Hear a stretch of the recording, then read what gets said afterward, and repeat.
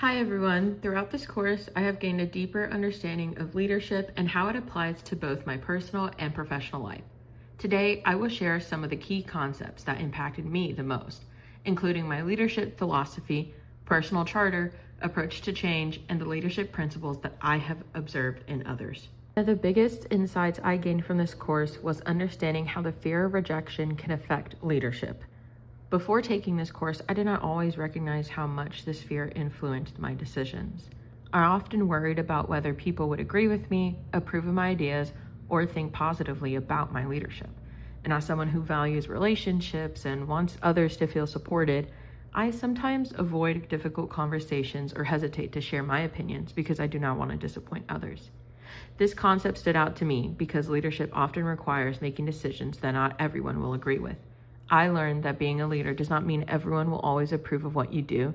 Instead, leadership requires balancing openness to feedback while also having confidence in your own judgment.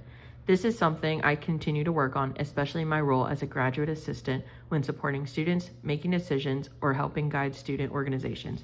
I learned that leadership is not about seeking approval from everyone, instead is about having the confidence to lead despite uncertainty. My personal model of leadership is based on the idea that leadership is not just about the leader. Instead, leadership happens when four important pieces work together: the leader, the task, the people involved, and the organization itself.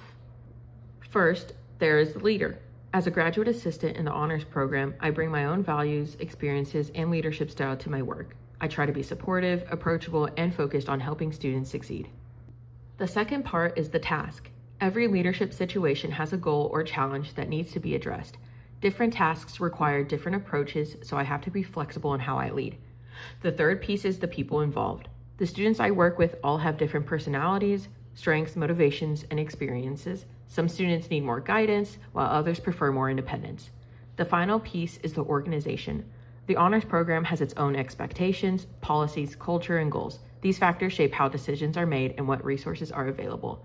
I view leadership as a shared process rather than something one person does. My personal charter gives me a clear sense of purpose and helps me stay focused on what is most important to me. My mission is to support students, help create a welcoming environment, and continue growing as both a leader and a students affairs professional. When I think about leadership identity or how I want to feel as a leader, I want to be seen as supportive, organized, and approachable. My vision is to become a leader who helps students succeed both academically and professionally. I want to create spaces where students feel valued, included, and encouraged to grow. The values that guide me are support, understanding, communication, and teamwork.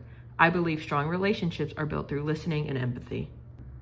To achieve these goals, my strategy is to continue improving my communication, leadership, organization, and problem-solving skills. I am responsible for making decisions about my own growth and development. Supervisors, mentors, colleagues, and my experiences within the Honors College all help shape my leadership journey and provide guidance as I continue working towards my goals.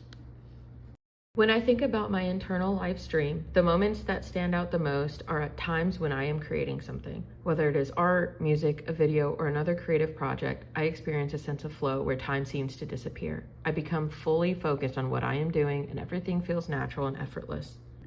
During these moments, I do not feel like I am struggling or forcing ideas to happen. That feeling is satisfying because it allows me to express myself freely and focus completely on the process rather than worrying about the outcome. I feel peaceful, happy, and grounded.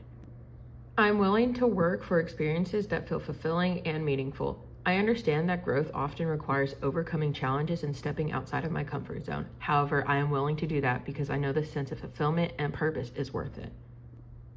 I have realized that my internal life's dream is to live a life where I can create, grow, and contribute in meaningful ways. When I'm creating, I enter a flow state where everything feels peaceful and grounded. That sense of purpose motivates me to overcome obstacles and continue moving forward. My personal model for managing change comes from the different roles I have experienced in my position in the Honors College. Because I'm constantly adapting to new responsibilities, expectations, and experiences, I understand what it feels like to be the person experiencing change rather than leading it. I usually see myself as a changee. I have had to learn new skills, adjust to changing situations, and find new ways to support students. These experiences have helped me understand that change typically brings uncertainty, questions, and discomfort before people become comfortable with it. I also serve as a change manager when working with the honor student organization. I answer questions, provide guidance, communicate expectations, and help solve problems along the way. Because I have experienced both sides of change, my approach to managing change is centered on empathy, communication, and support. I recognize that people ask questions and understand why change is happening. Rather than focusing on the outcome, I focus on helping people through the process. Overall, my personal model for managing change is based on understanding the experiences of others, leading by example, and providing support. For my example of an effective leader, I chose my supervisor in the Honors College. She oversees me, the other graduate assistant, and all of the other student workers. Working closely with her has allowed me to observe many of the leadership principles we discussed during this course. One principle that stands out is her ability to create a positive and supportive environment. She takes the time to listen, answer questions, and provide guidance when needed. This creates a culture where people feel comfortable asking for help and sharing ideas. Another principle she demonstrates is understanding the importance of organizational systems. She is responsible for coordinating student workers, managing projects, and ensuring that tasks are completed efficiently. Rather than assigning work, she creates processes and expectations that help everyone succeed.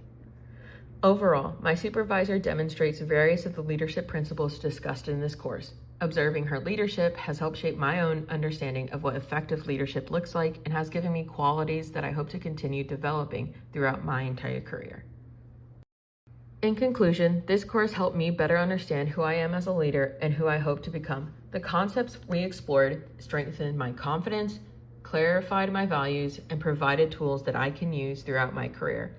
As I continue working in student affairs, I will carry these lessons with me as I support and lead other people.